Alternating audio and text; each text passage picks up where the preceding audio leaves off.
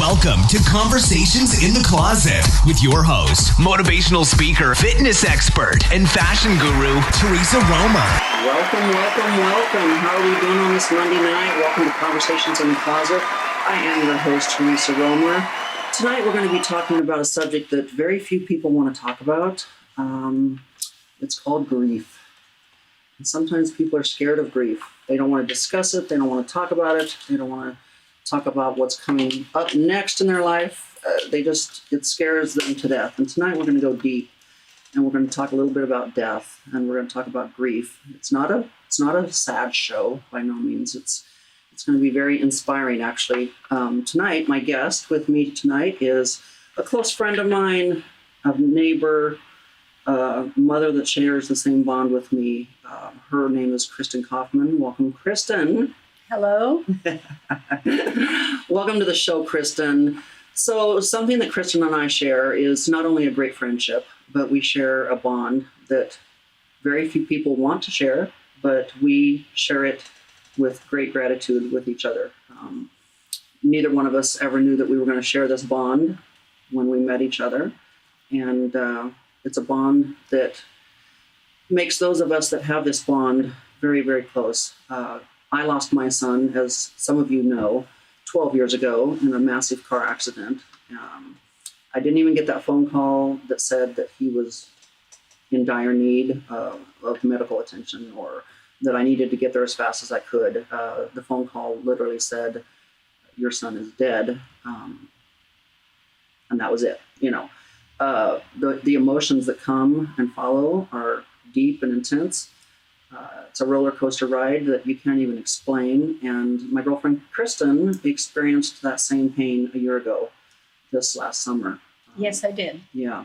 And her son was 25 years old. He was a law student at Texas Tech, I believe. Texas Tech School of Law? Yes. Aspiring new lawyer, comes from a great family, had everything in the world to live for. And you got that same phone call. Yes, I did. Actually, he was on the news, and that's how we found out. So even worse is hearing it on the news, not even getting that call. It's a hard thing to explain. It's a hard thing to share. Some people can't talk about it. I find that the more I talk about it, it's more like therapy for me. The first few years, it was devastating. You couldn't even make it through a day without crying. Then you couldn't make it through a week without crying, and then a month without crying, so on and on. But you yourself heard about it through the news, you said. Yes, they found Nathan's truck, and then it was on the news, and then that's how we found out, and we went to the scene of where he was. Yes.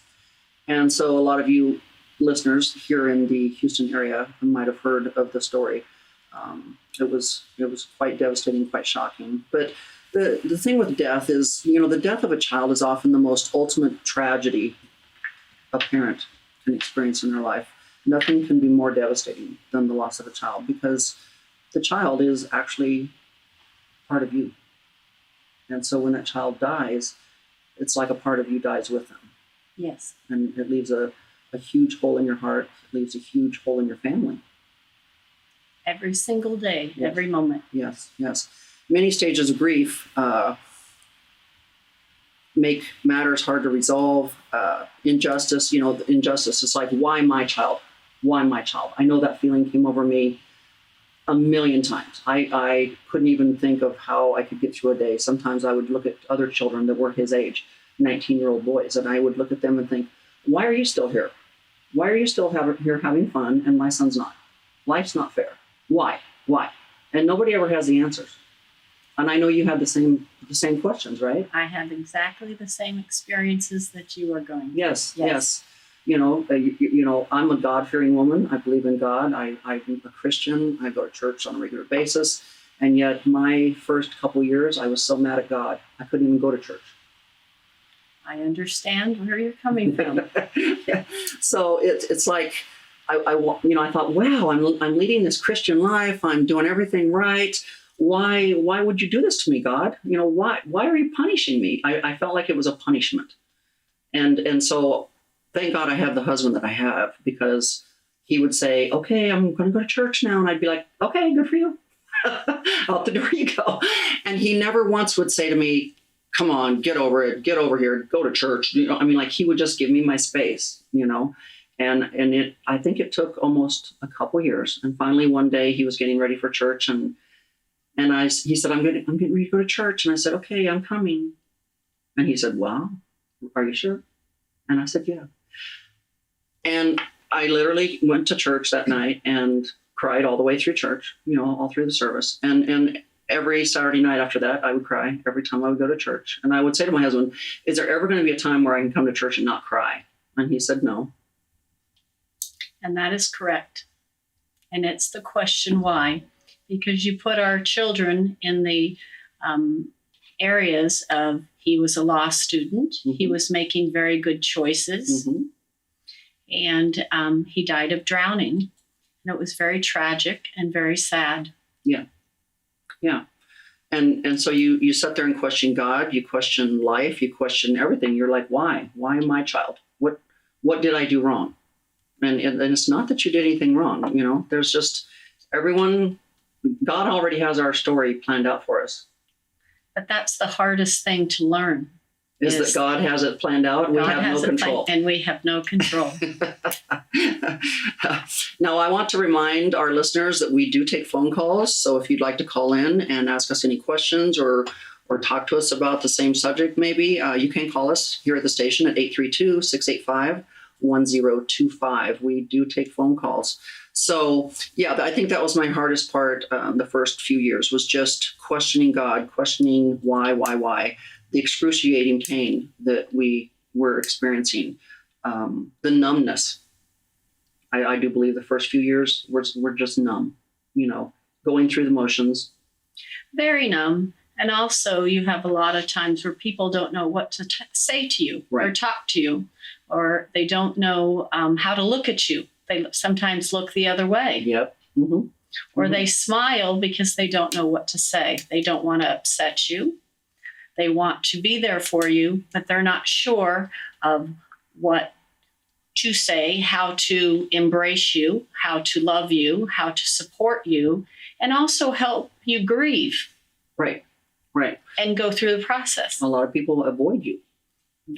Yes. They're like, oh, you should get out. And you don't want to get out, and people don't want to come see you because they don't know what to talk to you about.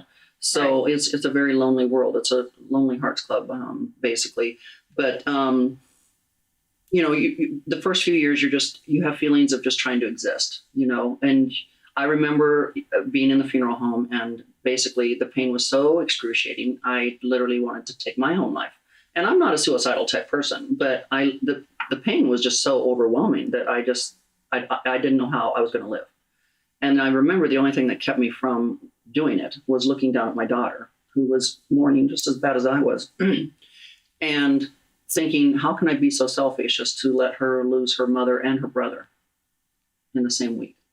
And that's the same thing with me. I have a daughter who's mm-hmm. 21, who goes to the University of Mississippi. And that's what I didn't want to lose. I needed to live for, one, my husband, mm-hmm. and second, for my daughter. And she already lost a brother. And so she can't lose me right. either. Right. Exactly. And I remember I lost a brother when I was 27 and he was 23. And I thought that pain was the most excruciating pain I would ever go through in my life, mm-hmm. until I lost my son. And then I fully realized what my mother was feeling and how much, even 10 times more excruciating the pain can be as a parent. Yes, it's very gut-wrenching. Mm-hmm. And some days you get up and the pain is so gut-wrenching that you just want to crawl back in bed and you don't want to get out. But you have to start to live again. Mm-hmm. And it's been 1 year and I'm starting to live again. And every day I keep very busy and I do everything positive and I put him first. And I do a good deed a day for Nathan. We call it Nate's Brigade. Very, very smart. And mm-hmm. we do one good deed a day. Mm-hmm. And we do it, and it doesn't have to be monetarily. And Yes. actually, we're Printing. wearing the his bracelets. Today. bracelets. Yes, we're wearing the bracelets today. And so you do something nice every day, Mm-hmm. and it makes you feel good. Right. And it gives you some positive feelings, empathy, and love for the son that you lost Yes. and I lost, Yes. and our loss in our world. Right. But the relationship between a parent and their children is among the most intense that you will ever experience in life. When a child dies, it robs you of that ability to carry out your parenting role as you have imagined it for that child. Yes. And so it's like all of your hopes and dreams and everything that you had planned out for that child is now gone. Are gone. Yes. Yes. And like a puff of smoke, gone. Yeah. They're here one day and gone the next. Gone the next. I want to paint the picture. Tell us a little bit about your son. What was your son like growing up? Nathan was very smart, intelligent. He was sensitive. He always did everything right. He played lacrosse. He was a great athlete. He was a wonderful athlete. He went off to college playing lacrosse. He also was very musical. He played guitar, trumpet, and piano. I did not know that. And he also wrote poetry. Well, I really didn't know that. Wow. Wow. Should have wrote a book with some poetry in it, right? Exactly. Yeah, Kristen and I share a huge bond. My son, Michael, was an amazing child. Just was the most lovable child on the face of this earth. And you don't ever think that you have a favorite. You don't play favoritism as a parent. But for some reason, my son pulled up my heartstrings a little more than my daughter. Now, you don't want your daughter to hear that and go, well, but it's true. I mean, as most parents know, they have that same feeling. They do. My son was the lover. He was the sweetness. He was like, every time I saw him and every time we parted ways, it was like, I love you 500 times, 500 kisses, 500 hugs, couldn't get enough. And just the most, I can remember when he was in kindergarten, we had custody, because we were divorced, and we were doing the interchange of the children. And I had dropped them off with my ex-husband and was driving away, and I heard something in the outside of the car, and I looked in my rear view mirror, and my son was running after the car, crying, running after the car. Right. And I stopped the car, and I got out, and I said, "What, honey, what's wrong?" And he said, "Here, I want you to have this picture of me because I don't want you to ever forget what I look like." And he pulled this little picture out of his back pocket. He was like 5 or 6 years old, And I'm like, how would I ever forget what you look like, But I can remember the very last time I saw my son, which was Mother's Day, 2006. He was in Wyoming, and he was working and going to school. And I can remember saying goodbyes. And that day was Mother's Day, and it was such a special day. And, he was with his girlfriend, and we'd had lunch, and same thing, 500 goodbyes, 500 I love yous, 500 hugs. And I got on the airplane, and I said to my husband, I said, "Do you see how that kid just pulls at my heart? Like, oh my God." And I got on the airplane, and I just cried, and I was like, "Oh, I miss him so much," And 6 weeks later, I buried him. And, you look back and go, geez, if I would have known then, Right. what would have I done differently? And 6 weeks later, he was in a tragic car accident and passed away before they could even get him to the hospital. But, I asked myself the same question. I was on a trip and I came home, and at 8:30 at night, I was exhausted and I went to bed. And he came in at 9:30 and he says, "I love you, Mom. Goodbye." And I said, "Goodbye. Go to bed and watch the TV game." Football was on, and the dog was with him. And I said, "I'll see you in the morning and we'll have breakfast." And I got up in the morning and his truck was gone. And the dog? Where was the dog? The dog was still in His bedroom. In his bedroom. Mm-hmm. And I thought, oh, he just probably went to a friend's house. Right. Or he went, stayed at a friend's house. Right. And I didn't think anything of it. And I called everyone I knew. And finally, 24 hours later, we figured something had happened. And that's when the missing... And that's when we did the missing report Right. came out. Right. And we called everybody. We even did a where you look for someone and give a cash reward. Right. Because we were so worried about him. Right. And then he was found 2 days later. Right. And then the journey begins. And the journey begins. So I think right off the bat, the very first thing, the first emotion you experience is shock, the numbness, the shock. Your mind has a way of shielding you from that pain. Well, so you can't believe it. You just can't believe it. Right. Then you go into denial. Yes. You go into denial. Your child can't be dead. You expect to see them walk through the door again. This can't be happening. And then, why did it happen to me? Right. The woe's me, why's me. Yeah. And then you start replaying it in your head. What ifs? What if? What if I would have done this? What if we would have done that? Right. What if, the what ifs? Maybe if I would have done this, it wouldn't have happened. Exactly. Maybe if the ambulance would have drove faster, they could have got him to the hospital in time. Right. What if somebody would have found him days What if ahead? I parked behind him? He Right. wouldn't have left. What about if I stayed up later? Right. And not went to bed. Mhm. Right. Yeah, and spent time with him. The yearning, trying to just think if I could just have 5 more minutes with him. I used to pray to God and say, God, I'll give it all back. Take my house, take my car, take everything back. Just give me my son. Exactly. I started doing wagering with God. How about if I give you this, you can give me that back, and then you start going into confusion. Your mind becomes cloudy, just not able to understand. Like we've said, you just don't understand it. It's like, why? And I finally had to come to the conclusion that I will never know why until I'm up there, and then it'll become crystal clear. Yes. But I have to sometimes look at it and say, you know what? My son was so amazing that he was able to finish his work down here on earth in 19 short years. And I'm still here 56 years later trying to figure it out. Right. Right? So it's actually, I'm actually envious, but the soothing part on my heart is knowing that my brother, who died of a massive heart attack at 23, was up there welcoming him. Mm-hmm. My father, who passed away in 2010, was up there. So I feel like, 3 of the most important men in my life are up there already. So I have no reason to even remotely be scared anymore. They're all going to be there waiting for me, But then I also have the horrible emotion, guilt. Maybe if I wouldn't have let him stay in Wyoming.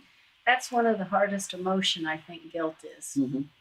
Because you feel like maybe I'm at fault, even though I know I'm not at fault. Right, because as parents, we feel like our job is to protect our children. Exactly. And you feel like somewhere along the line, you didn't do your job right. You didn't protect them in the most immense way possible. And exactly. I allowed this to happen to them. If I would have just not let him go that weekend with the boys, on the mountain. Right. Just, the guilt is horrible. And then you have the emotion of being powerlessness. Like you have no power to control anything. No power at all. The anger and the frustration, how does life go on for others when I don't even have my son? I used to drive past underpasses here. We all know that we have a homeless problem here in Houston, and I used to drive past the underpasses and see homeless people and think, well, wait a minute. Why are you letting that homeless person still be here on this earth, and you took my 19-year-old son? Right. He wasn't doing anything wrong. Not that the homeless person is doing anything wrong either, but you start questioning why some people are left here, or why are the people in the prisons still allowed to stay alive, and yet your 19-year-old child, is taken. And we're not talking just about losing children. We're talking about any kind of death here. Absolutely. Whether it be parents, siblings, grandparents, whatever. Like grief, losing a dog. I mean, like pets. Grief is grief. It doesn't matter who you've lost. I mean, grief is just a horrible, horrible thing.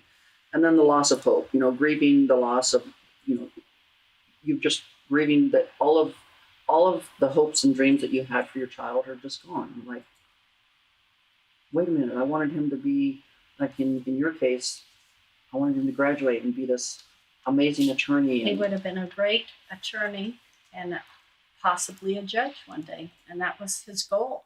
And probably a fabulous father and husband. and husband. And sometimes people ask me, but how do you get through this? How do you get through this pain? And I always try to tell people, because someone always has it worse than me. Just when I think mine is the worst and the pain is the worst, there's always someone that has it worse than you. True, but you think about everything that you're going to miss: graduation, marriage, kids, grandchildren, seeing him, Right. seeing his smile, Right. seeing his love, seeing his tenderness, seeing his kindness, seeing his good works. And all the good work he would have continued to do. Exactly. Right. But like I said, then you always finally realize that there are people out there that have it much worse. You know, a few years ago, I did a grief conference and I was the keynote speaker. And just when I was thinking my story was the worst and trying to share it with the crowd, the MC shared with me that he had just lost his one and only child, a daughter. She was 19 and it was a car accident. And I thought to myself, wow, he's got it way worse than me, because at least I still have a daughter here that has provided me with grandchildren. And he doesn't have a daughter anymore. He'll never see her get married. He'll never have grandchildren. Right. Nothing. So I look at that and go, he has it way worse than I have it. Very true. So that's how I tend to get through it now, is realizing that everyone's got a story. Everyone's got their own pain. But there are people that have it way worse than I do. And that helps me realize, like you have a daughter still. Yes. That we still have a child, and we still have hopes and dreams of that child. And that helps bring a smile to our face and gives us a reason to continue to live on. You have to learn to live again, but learning to live again is very hard. The grief process is very difficult. And like you said, I don't think it will ever end. No, it doesn't end. It softens a little bit as the years pass by, but it never ends. Another subject we want to talk about is the remaining sibling that's left behind. Often the remaining sibling that is still here starts to feel like you loved the other one better. You loved my brother better, or you cared about him more than you care about me. And a lot of times that's because after you've lost a child, you put in some time and effort into trying to create a legacy to leave behind for that child, which requires time and some effort and a lot of work. And then you start to promote it and put it out there so that it becomes publicized, whether it's a foundation or a scholarship or anything like that, or you're planning a live tree for them or whatever. And suddenly that remaining child starts to feel like they're being left out, or they're not loved as often or loved as much. Have you experienced that? Yes. Catherine has felt that we loved her brother more because we've been putting those efforts in those areas. But the one thing that we have done wonderful that's been helpful to our daughters, we've put her in grief counseling. And she sees someone every week, and it's done wonders for her well-being, her health, her positiveness, and just her life awareness of how her life has changed because of the death of her brother. Right. Yes.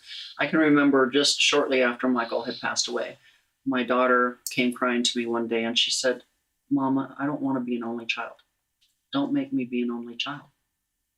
And that's hard. That's a different world. You know, when you've grown up, your children were close in age, like a few, 3 or 4 years apart? 3.5 Right. years. And my children were about 22 months apart. So they were very close in age. And so when you've grown up with a brother or a sister, you don't know what life is like being an only child. You don't know. And when it's suddenly thrust upon you, you're like, I don't want this. And my daughter pleaded with me, "Mom, don't make me be an only child." And I'm like, "Honey, I have no control over this. I don't want you to be an only child, but now you are." Yes, Catherine said, "Now my children will never have an uncle." Right. So, yeah, I totally agree with you. Counseling was the one thing that saved me. I've always believed in counseling, 100%, whether it was through the death of my brother, through the death of my father, or through the death of my son. I've always relied on counseling big time. And I found the one thing that helped us even more was doing counseling with the remaining child. Because she, as I did when I was her age and lost my brother, you feel like your pain is more intense than anybody else is experiencing. And Of course. through group counseling with her and me together, she started to learn and understand the pain a parent goes through, which didn't lessen her pain, but she started to see how much more intense a parent's pain is Yes. and understand it a little more. I don't know if you've done group counseling with your child or not. You've just done, because she lives in a different state going to She school. lives in a different state going Right. to school. So she's done counseling on her own. Right. And then I've done counseling here. Right. But one of the most wonderful things that made me live again is exercise. I've always said, guys, fitness helps everything. Everything. Fitness is the medicine for depression. I mean, everything. I mean, thank you for saying that, because that is the one thing I've always pushed my entire life is fitness will help fix so many things in your life. So I was already playing tennis, but then I decided to get more intense. So I started riding my bike and lifting weights every day. Mm-hmm. And I'm happy to say that I do 10 to 12 miles almost every other day. Mm-hmm. And that's helped me learn to live again, Mm-hmm. give me health, Mm-hmm. strength, Right. vitality, Right. and finding some form of happiness Right. in this grief and loss Yeah. that I'm living the rest Right. of my life through. So, funny thing is when I lost Michael, I remember the doctors saying, well, we'll put you on antidepressants. We're going to help you deal with this pain. And I declined. I personally declined because I didn't know what the drugs would do to me. So I'm so anti-drug my whole life. And so I refused because I just wanted to deal with the pain right then and there. I didn't want to cover up the pain or be in a fog and then someday have to deal with the pain. So did you go that route? I'll be very brutally honest, Yes. especially to your listeners. I actually decided to do the antidepressants. Right. And they actually put me on 3 antidepressants. Mm-hmm. Not only was I in a fog, I turned down to being a zombie behavior. Mm-hmm. And my husband is the one that said, Christen, this will not work. This is not healthy. And you have to stop doing this. Mm-hmm. And I said, well, I don't know how. And he says, that's why we're going to do grief counseling. Mm-hmm. And then I started exercising. Right. And now you're off the drugs. Off the drugs completely for 4.5 months now. Congratulations. Yeah. Thank you. The doctors, and I'm not saying anything bad about the doctors, listeners, believe me, but I'm just saying the drugs are not always the answer. Sometimes just dealing with that raw pain, Mm-hmm. going to counseling, getting the exercise, and doing one-on-ones with other parents that have lost children. You and I both know a lot of other people that have lost children. Yes. In our area of the Woodlands. And, I've got a girlfriend, she lost a child through suicide. Her daughter hung herself. She was downstairs making dinner and she sent the other daughter upstairs to get the other daughter, and that daughter opened the door and saw her sister hanging from the ceiling fan. Right there in the house, and so now she's a huge advocate for, teen suicide. Someone, he lost his son. Yes, lost his son. He came home from college. He was also in college. Came home for the weekend, and he went upstairs to go to bed, and then he never woke up. Right. The next morning. Right. But what helps is to be able to talk to these other mothers. Yes. And believe it or not, share our pain, and that's 10 times more successful in helping us grieve than the drugs will ever. Well, you have a bond and you have someone that you can talk to. And they understand the pain. And they understand and they're genuine because they're going through the same pain you are. Right. And once again, listeners, we will take phone calls here at the station at 832-685-1025. Call in, ask us any question you want. Maybe share your story with us if you're someone that has experienced grief and would like to share your story. We are here to discuss it. It's a subject that most people don't want to discuss, but we find that it's a subject that needs to be discussed in more ways than one. But yes, back to the surviving child. They tend to start to feel like, because you are spending so much time trying to figure out a legacy to leave on this earth for the child that's now not here, able to leave their own legacy, they start to feel like they're not loved as much.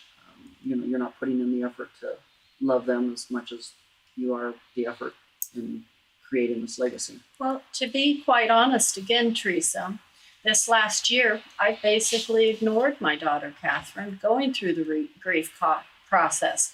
Not exactly ignoring her per se, but not actually being there for her 100% as a parent, because I was so involved with losing Nathan, loving him, doing the same thing you go through. Why? Why me? Why did this have to happen to us? Why did this have to happen to our family?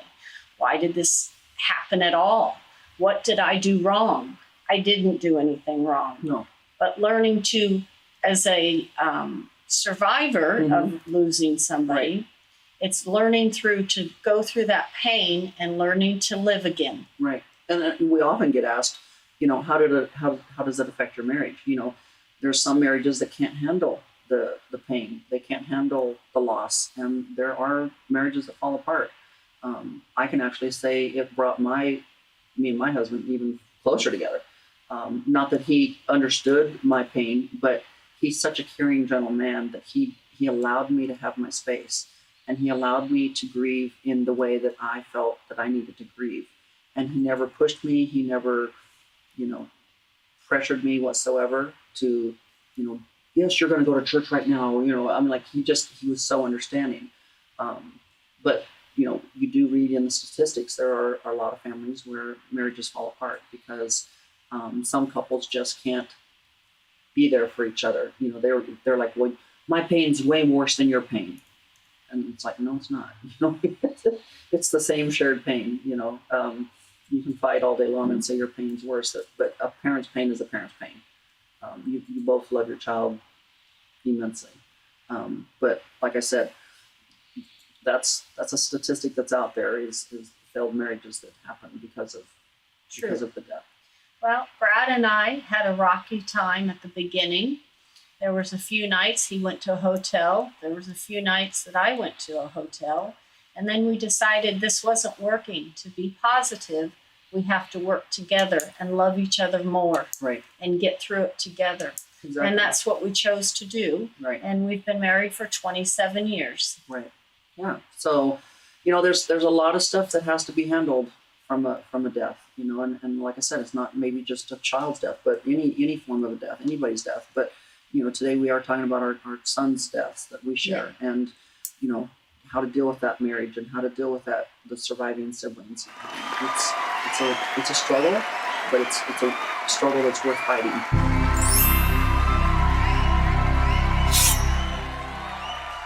Glutathione is a big word. It's the body's own master antioxidant.